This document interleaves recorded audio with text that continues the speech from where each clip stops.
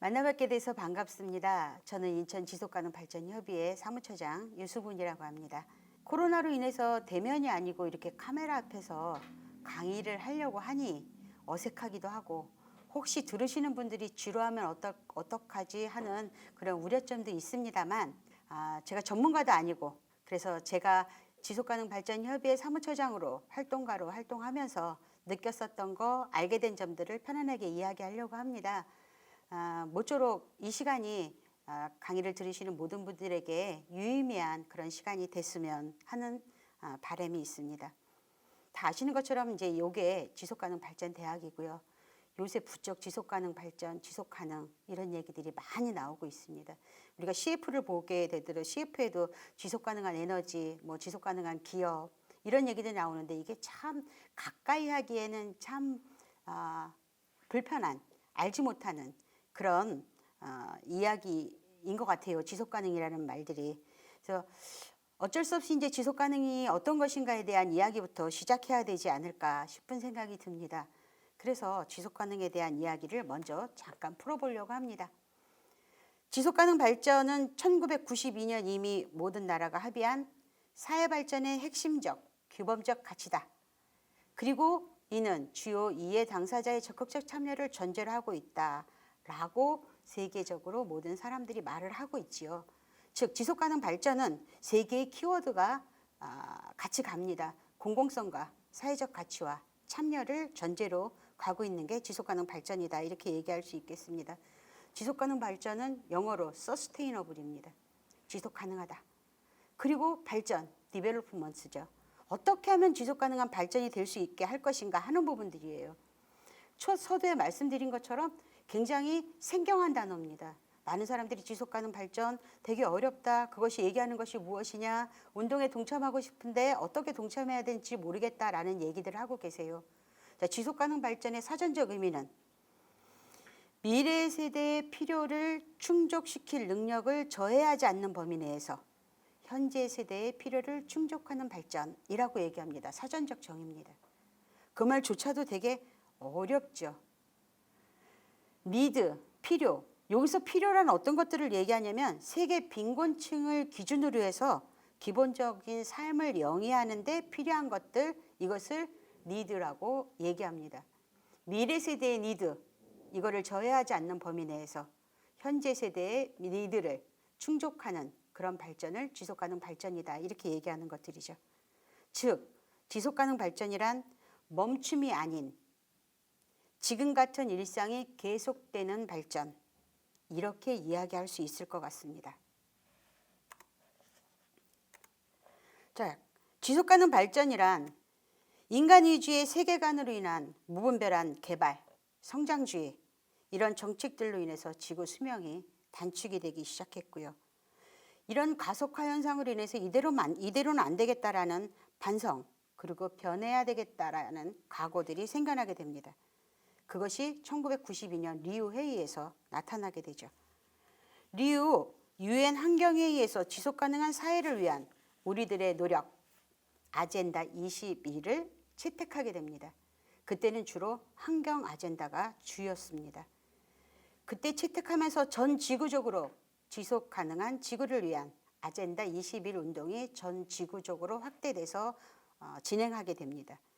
그러다가 2000년 9월 유엔에서 쇠천년 개발 목표를 채택하게 되죠.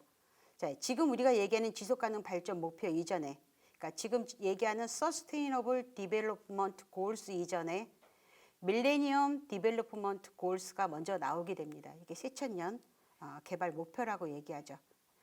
미래 세대와 현재 세대의 니즈를 해결하기 위한 노력을 기울여야 하는데 이제는 생태환경적 접근뿐만 아니라 불평등 경제와 사회적 형평성을 함께 고민하게 되면서 나오게 됩니다.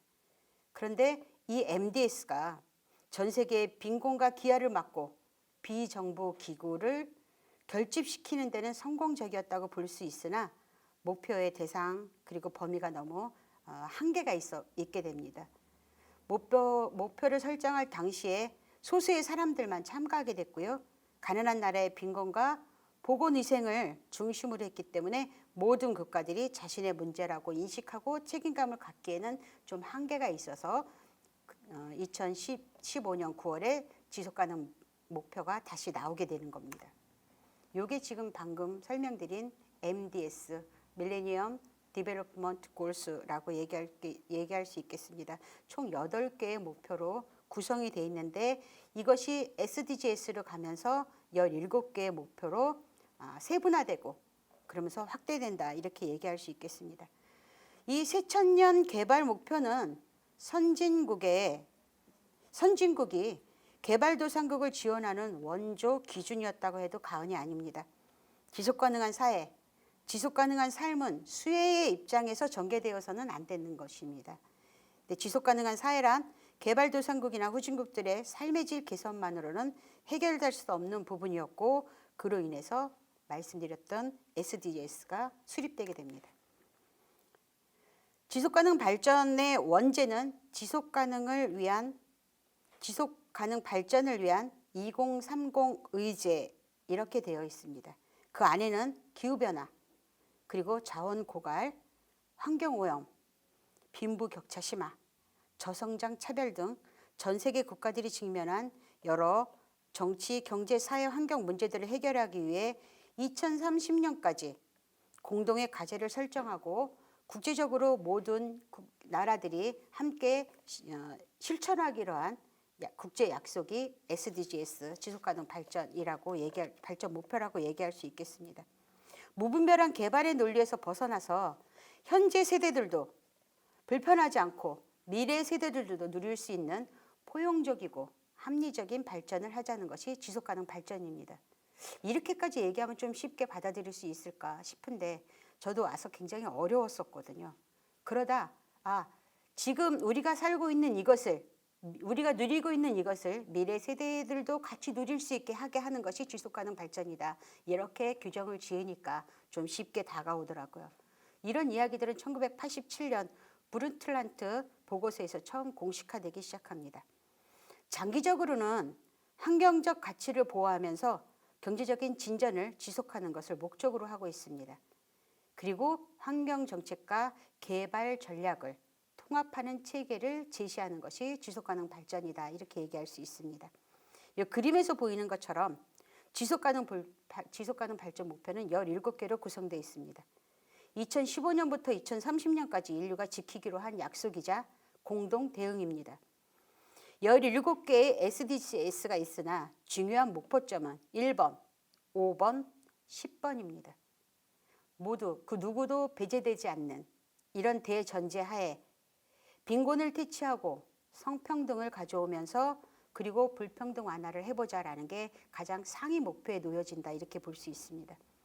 옛날에 비해서 많이 나아지긴 했지만 아직도 개발도상국의 10명 중 1명은 국제 빈곤에 처해 있습니다.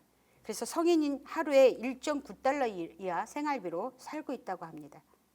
빈곤은 단순한 배고픔에서 그치는 것이 아니고 기아와 영양실조, 교육 및 생활 서비스에 대한 제한, 그리고 사회적 차별과 배제, 의사결정 참여 제약 등을 포함하고 있습니다. 해결해야 될 인류 최대의 과제이고 숙제입니다. 성평등은 인간의 기본적 인권일 뿐만 아니라 평화와 번영을 추구하는 지속가능한 세상에 대한 필수 토대라고 볼 수 있습니다.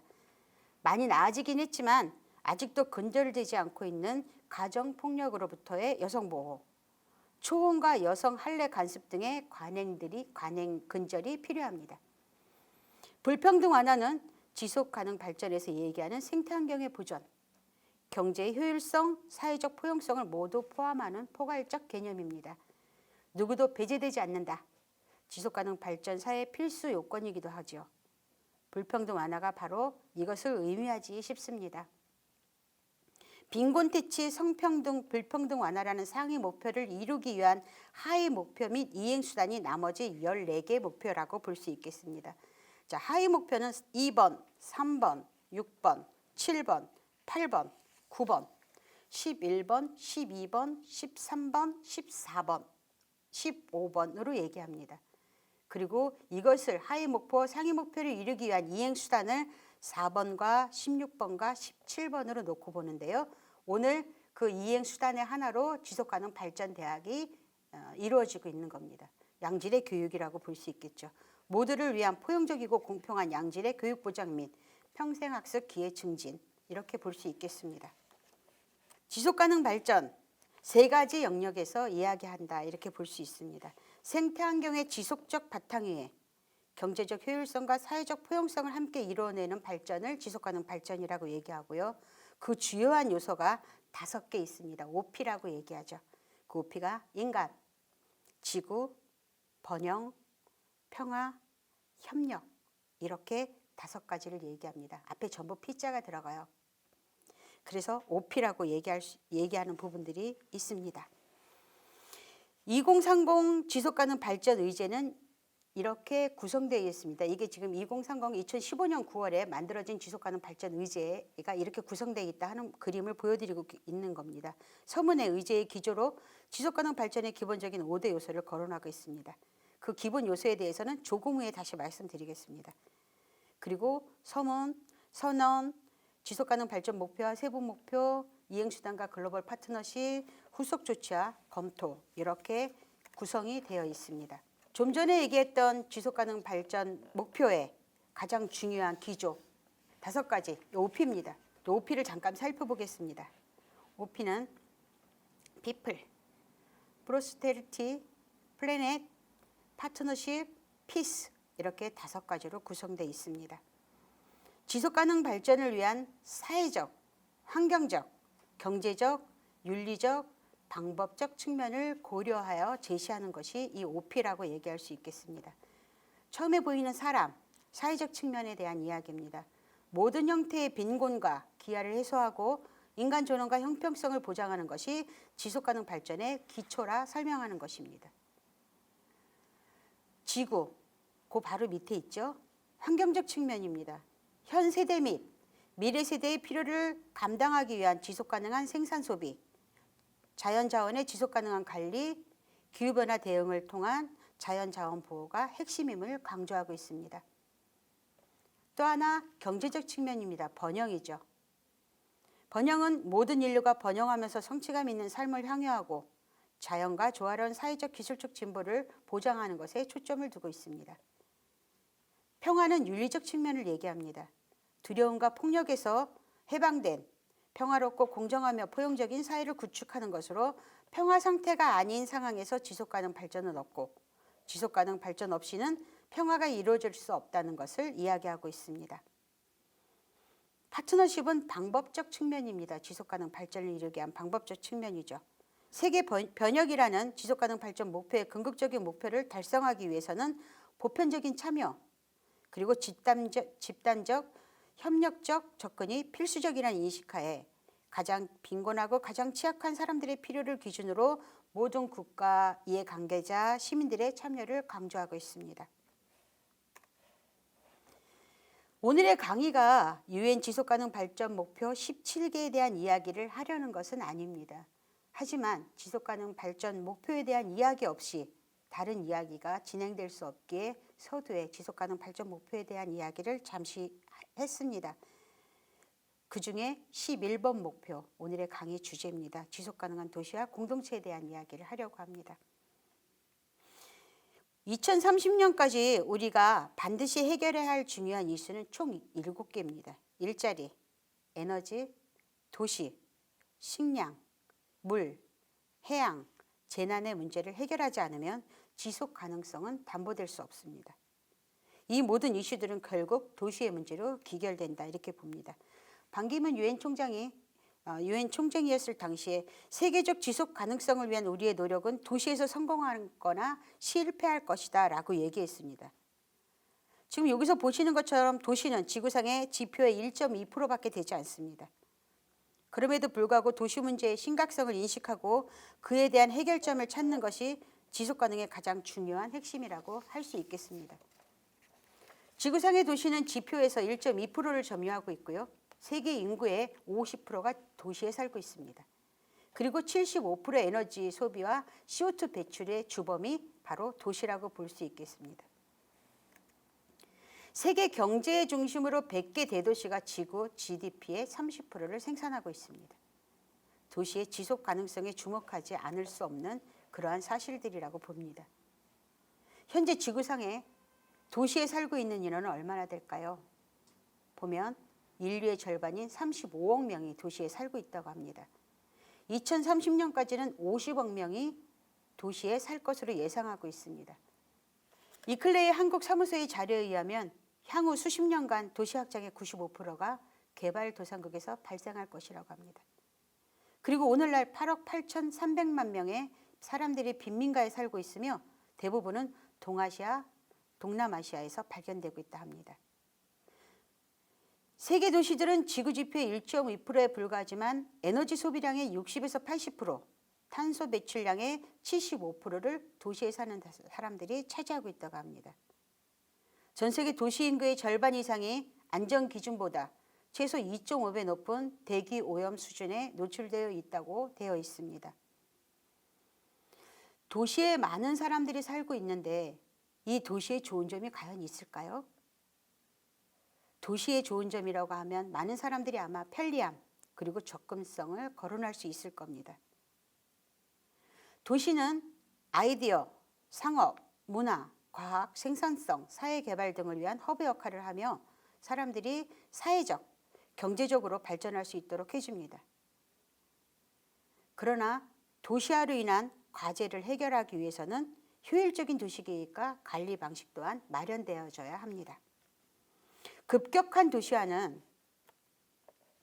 도시 내 고용 폐기물의 안전한 수거 및 처리와 같은 문제를 발생시키지만 자원 사용을 개선하고 오염과 빈곤을 줄여 지속적으로 발달하고 성장하는 방식으로 극복할 수 있습니다.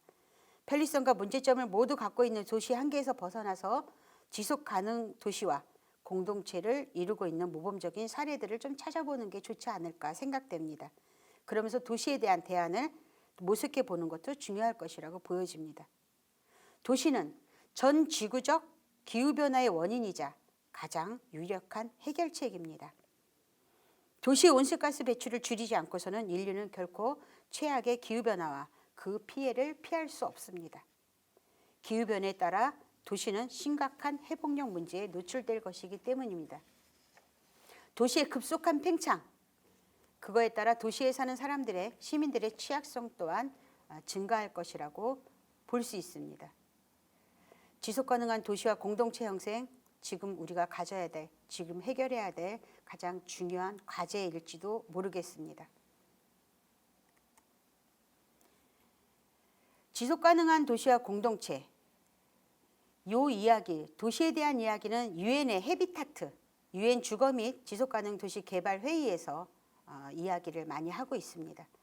2030년까지 전 세계적으로 지속가능한 도시 발전을 유도하고 이해관계자와 시민사회단체, 풀뿌리 조직의 포용과 참여를 중시하며 중앙정부와 지방정부는 새로운 도시 이행 이제를 위해 전략적인 동반자 관계를 구성하기로 하는 새로운 도시 의제를 헤비타트에서 채택합니다. 그 안에는 도시 농업에 대한 이야기도 있고요. 소농에 대한 이야기, 식량 안보와 농업 정책에 대한 이야기, 씨앗의 유전적 다양성 보존 등 농업과 관련된 내용이 포함되어 있다. 이렇게 볼 수 있겠습니다. 요새 우리 인천도 마찬가지인데요. 도시농업에 대한 이야기, 도시농업 네트워크라는 것들을 활동하고 있죠. 이런 것들도 지속가능한 도시와 공동체를 만들기 위한 끊임없는 꾸준한 운동이라고 볼 수 있겠습니다. 도시에 대한 권리, 우리는 이것을 도시권이라고 얘기합니다. 1968년 프랑스의 철학자이다 도시학자인 앙리 르페부르가 처음 제시한 개념입니다. 정의롭고 평등한 도시 생활을 위해 도시계획과 도시행정에 시민들의 참여를 보장하는 것을 도시권이다 이렇게 얘기합니다. 도시권은 재산, 성별, 연령, 인종, 종교 등에 관계없이 도시가 제공해야 할 것을 시민들이 요구할 수 있고 참여할 수 있는 권리입니다. 혹시 전환마을이라고 들어보셨는지 모르겠습니다. 도시권에서 시작한 운동이라고 할 수 있는 게 전환마을입니다. 우리나라에도 있어요. 은평 전환마을 있죠. 최초의 전환마을 운동이 시작된 곳은 아일랜드의 킨세일이라는 아주 작은 시골 마을입니다. 그곳에 들어가면 킨세일 10주년 기념비에 이렇게 써 있습니다. 행동 없는 비전은 단지 꿈일 뿐이다. 비전 없는 행동은 시간만 허비한다. 그러나 행동하는 비전은 세상을 바꿀 수 있다라고 되어 있습니다. 굉장히 가슴을 따뜻하게 하는 또는 뭔가 자극을 주는 이런 이야기가 아닌가 싶습니다. 2004년에 롭 홉킨스라는 사람이 만들어낸 그 사람에 의해서 시작된 운동이 전환마을 운동이다라고 얘기할 수 있겠습니다. 킨세일의 한 대학에서 롭 홉킨스는 그가 가르치던 학생들에게 지속가능한 도시를 위한 에너지 생산, 건강, 교육, 경제, 농업에 대한 로드맵을 함께 세워보자고 제안합니다. 그 결과물로 나온 것이 킨세일 에너지 감축 계획입니다. 석유 위기하고 기후변화에 대응하는 전 세계적인 전환마을 운동의 시발점이 되는 것입니다. 그리고 이 아일랜드 남부의 킨세일이 영국에 있는 토트네일이라는 마을로 넘어가게 되고, 그래서 토트네스로 넘어가게 되고, 이 토트네스가 우리가 전환마을 하면 대표적인 마을이 되는 것이 되고 있습니다. 10여 년 만에 40여 개 나라 4,000개 마을이 전환마을을 선언했고요. 21세기에 가장 빠르게 성장하는 운동이 된 것이 전환마을 운동이라고 할 수 있겠습니다. 전환마을 운동은 기존의 마을 운동과는 좀 차이가 있습니다. 탈성장주의를 추구합니다. 즉 인간 공동체 중심의 평등 공유 경제를 추구하고 개인의 일상 삶에서의 지속가능 방식으로의 전환을 추구합니다. 그리고 마을 내에서 생산과 소비의 순환이 가능한 자급경제 시스템을 추구합니다. 거창하진 않습니다. 마을 사람들이 모여서 함께 만들어 나간다, 이렇게 볼 수 있겠습니다. 전환마을 운동은 저탄소 에너지 자립을 지향하기 때문에 화석 연료 의존 감소와 자원의 현명한 이용을 원칙으로 합니다. 또한 기후변화와 자원 부족에 따른 취약계층의 영양 감소, 사회 모든 구성원의 건강과 지속가능 생계 유지 등 포괄적 사회적인 실현을 원칙으로 합니다. 그리고 소통과 공유를 강조한 집단 지성의 시너지 효과를 기대합니다. 전환마을에서는 지구적으로 사고하고 지역적으로 행동하라가 대표적인 모토입니다. 지역, 즉 내가 살고 있는 마을에서부터 옆집 이웃과 함께 행동하고 시작하는 게 전환마을의 시작이라고 하겠습니다. 전환마을은 선언을 시작을 합니다. 하자! 그리고 모임 활동을 하게 되죠. 책 읽기, 영화 보기 같은 소모임을 통해서 전환마을상을 만들어 나갑니다. 그리고 프로젝트를 시작하는 것이 전환마을 운동이라고 얘기할 수 있겠습니다. 도시에 대한 권리를 통해서 사람들이 스스로 만들어 나가는 전환마을에 대한 이야기로 말씀드렸습니다. 그 다음에 지속가능 도시를 얘기하게 되면 브라질의 꿈의 도시 꾸리치빠를 얘기하지 않을 수 없습니다. 브라질 도시 꾸리치빠는 1950년대부터 급격한 인구 증가, 그리고 도시환경 문제, 강과 하천에서 홍수 피해, 교통체증이 가중되는 현상들이 생겨나게 됐습니다. 또 하나 1964년부터 79년까지는 군사 독재 기간이기도 했습니다. 이때 이제 많은 해외 자본들이 들어왔고요. 도시들이 고속도로를 건설했고요. 그리고 차량 통행을 위해서 육교들이 건설되면서 도심의 사적지, 유적지까지 파괴되는 이런 문제들이 생겨나게 됩니다. 그러던 중에 꾸리치빠의 자이메 레르네르라는 시장이 당선됩니다. 그분이 지속가능 도시를 위한 일들을 만들어내게 되죠.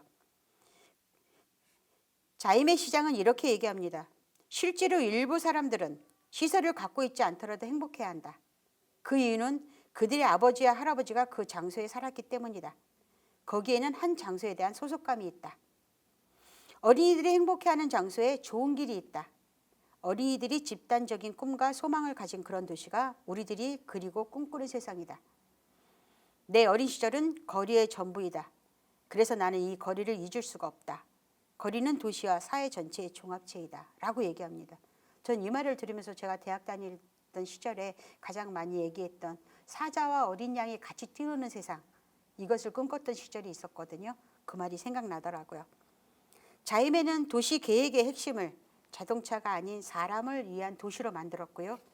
고가도로와 육교 건설에 반대했습니다. 남미 최초로 보행자 전용 공간을 만들었고요.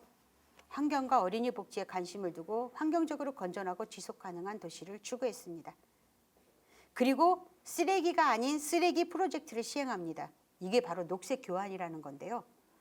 쓰레기를 버스 토큰, 공책, 생필품하고 바꿔주기 시작합니다. 그래서 도시가 깨끗해지기 시작하죠. 그리고 도시의 재생을 추구했습니다. 즉 기존의 것을 없애는 것이 아니고 역사성을 살리며 새로움을 만들어 나가기 시작했습니다. 오래된 가구 공장을 헐고 새롭게 만드는 게 아니고 오래된 가구 공장을 다시 개조해서 도시계획연구소로 만들었고, 탄약창은 연극관, 육군본부는 문화재단, 오래된 철도 역사는 철도박물관, 이런 식으로 도시 재생을 가져옵니다. 기존의 것의 토대에 의해 새로운 것을 만들어내는 우리가 꿈꾸는 도시 재생이라고 볼 수 있겠습니다. 그리고 생태 도시를 구축합니다. 마지막으로 이 네이미 시장이 얘기했던 이야기를 한마디 하면서 꾸리치바에 대한 이야기를 마치려고 합니다.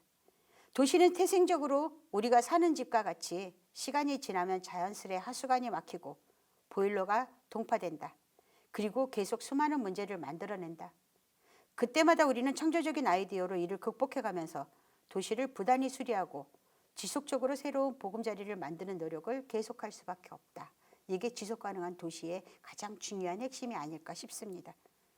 그리고 얘기할 수 있는 나라가 또 행복의 나라 부탄이지요. 이 행복의 나라 부탄은 실제로 제가 이제 다녀오기도 했습니다. 갔다 왔는데요. 부탄의 국민 총행복지수는 평등하고 지속적인 사회경제 발전, 전통 가치의 보존 및 발전, 자연환경의 보존, 올바른 통치구조, 이렇게 4개의 축으로 구성되어 있습니다. 그리고 9개의 영역과 33개의 세부 영역으로 나누어져 있고요. 국민들에게 매년 행복지수, 행복지표에 대한 점검을 매년 하고 있습니다. 심리적 안정, 건강, 시간사용, 교육, 문화다양성, 회복력, 좋은 정치, 지역사회 활성화, 생태 다양성 및 회복력, 생활 수준, 이것이 국민대상 조사 지수에 들어가는데 국민의 97%가 행복지수에 행복하다고 응답하고 있는 그런 곳이 부탄이라고 볼 수 있겠습니다. 그런데 이 행복의 나라 부탄은 비교할 대상이 없이 그들만의 지표로 평가를 한다라는 문제점을 갖고 있습니다.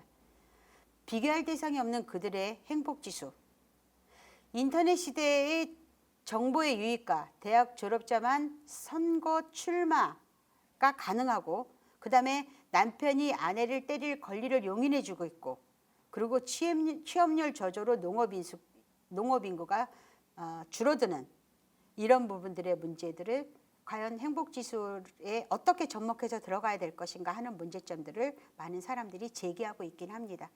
하지만 제가 갔을 때 행복의 나라 부탄, 그들의 얼굴에서는 평온함, 이런 것들이 보였던 것 같습니다. 우리나라에서도 지속가능한 도시와 공동체 조성을 위한 움직임이 활발하게 진행되고 있습니다. 지역에 맞는 다양한 활동들을 하고 있다, 이렇게 얘기할 수 있는 거죠. 기존 마을 만들기 운동은 공모사업이 위주였습니다. 공모사업은 완성된 사업계획서를 제출을 요하기 때문에 일반 주민들이 참여가 되게 어렵습니다. 따라서 주민 제한 사업을 사업이 아닌 과제 제안으로 재구성해야 된다는 이야기도 있습니다. 그리고 사업 계획서 제출이 가능한 단체나 일부 주민 위주의 공모를 진행하고 있기 때문에 다양한 주민 공론장이나 의견 수렴을 통해 과제를 발굴해야 한다라는 얘기들도 하고 있습니다. 하지만 변화하고 있는 것은 틀림없습니다. 그래서 나오는 것이 2020년 10월에 광주에서 에너지 전환마을 전문 인력 양성 과정도 만들었고요. 경기도 화성시에서는 찾아가는 지역 공동체 응원 밥상이라는 것도 만들었어요. 마을 부엌이죠. 2020년 9월에는 전환에 대한 고민을 나눈 2020 온라인 마을 활동 컨퍼런스도 있었습니다. 교육과 공동체가 살아있기 때문에 가능한 에너지 전환 마을 성대골도 있죠. 그리고 은평 전환 마을이 활발하게 움직이고 있습니다. 은평 전환 마을은 아까 말씀드린 것처럼 킨세일에서 시작한 전환 마을 운동과 아주 유사한 사례로 볼 수 있습니다. 은평 마을의 원칙이 재미있어서 잠깐만 소개해 드려 볼게요. 어제까지 재미있었는데 오늘 재미없으면 쉰다. 이게 기본 원칙입니다.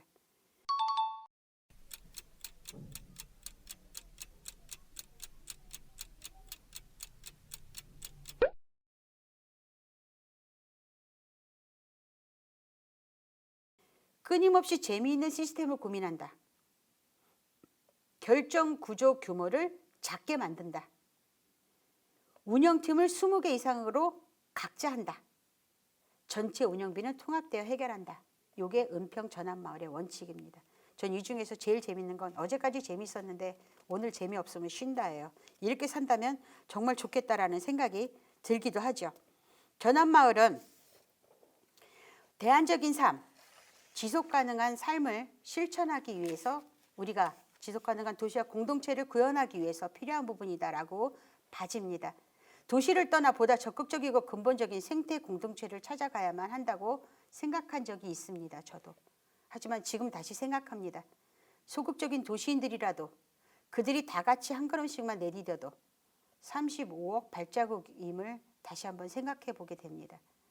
전환의 해법은 이미 우리가 사는 도시에서 꿈틀대고 있다는 사실을 인지하고 함께 지속가능한 도시와 공동체를 만들어 갔으면 합니다. 지역의 실천이 세상을 바꾼다. 오늘 제가 마지막으로 드리고 싶은 얘기입니다. 지구적으로 생각하고 지역적으로 행동하라. 같은 말이겠죠. 지금 지구는 어떤가? 국가는 어떠한가? 지역은, 우리 집은, 나는 생각해 볼 때입니다. 지속 가능성을 위한 목표 수립과 실천 또한 필요합니다. 나의 지속 가능 발전 목표는 무엇인가? 우리 집은, 지역은, 국가는, 지구는 지속 가능한 도시와 공동체를 실현하기 위해 당장 오늘부터 나만의 SDGs를 수립해 보라고 권해드리고 싶습니다. 내가 지속 가능하지 않고서는 그 무엇도 지속 가능할 수 없기 때문입니다. 네, 고맙습니다.